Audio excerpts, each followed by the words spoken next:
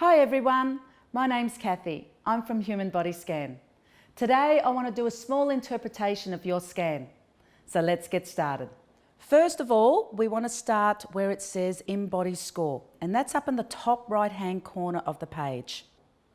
There is a number there out of 100. The higher the number, the more healthier you are. So I always say if you can get to around about your 80s, you're feeling good and you're starting to look good.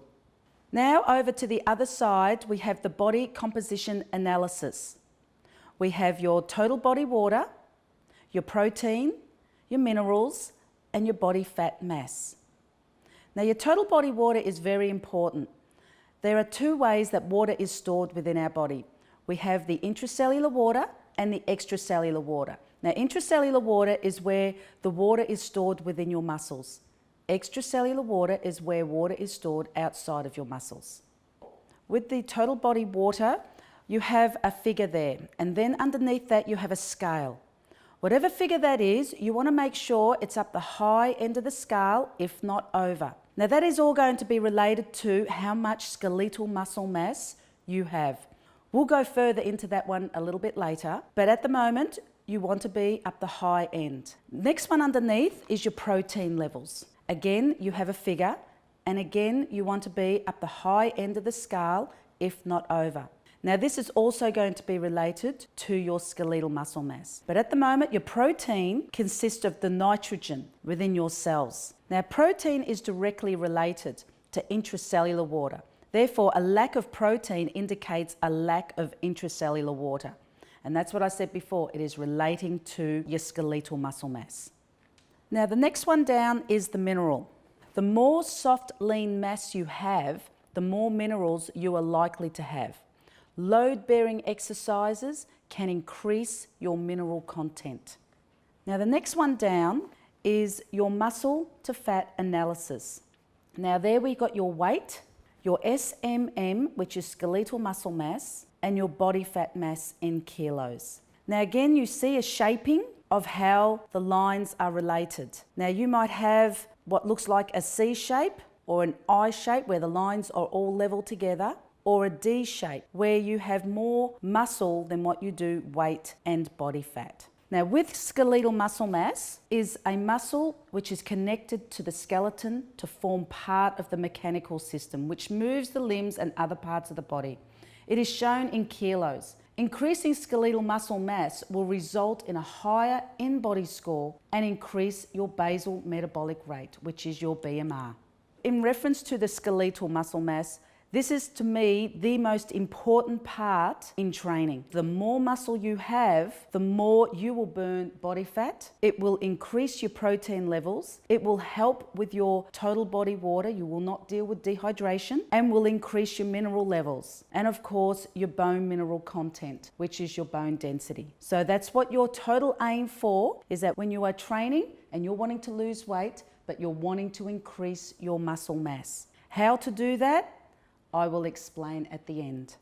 Segmental lean analysis. This is where the muscle is stored throughout the body. This is a great way to identify any muscular imbalances. As you can see, you've got your right arm, your left arm, your trunk, your right leg, left leg. And you can see where your strength is. Now the upper bar is the amount of soft lean mass in kilos. The lower bar shows the soft lean mass as a percentage in relation to your actual weight. If the lower bar graph reaches 100%, it means that you have ideal soft lean mass for your weight. The next one down is your body water analysis. Now this is very important. This is relating to the edema within your body.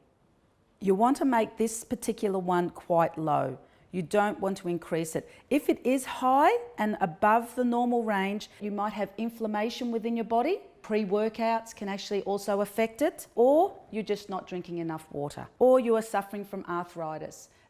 Underneath that now is the body composition history. This you can see that every time you get a scan, you can actually start seeing how you're going. This is quite good. It's quite challenging and it can motivate you. Over on the other side, in the segmental fat analysis, you see where your body fat is stored. Now again, you want to aim for getting close to 100%. If you are over that level quite high, Don't worry, percentage drops quite dramatically. So just start your journey and you'll see that drop.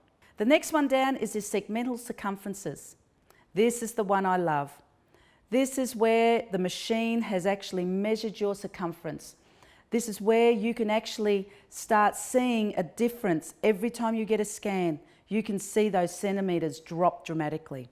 The next one down is your visceral fat. Now, visceral fat is the very heavy, dense fat that lies around our organs. This can be quite dangerous. This is for sure, you have to make sure that you drop this under 10. A healthy range is between 4, 5 and 6, but getting it under 10 is a good start.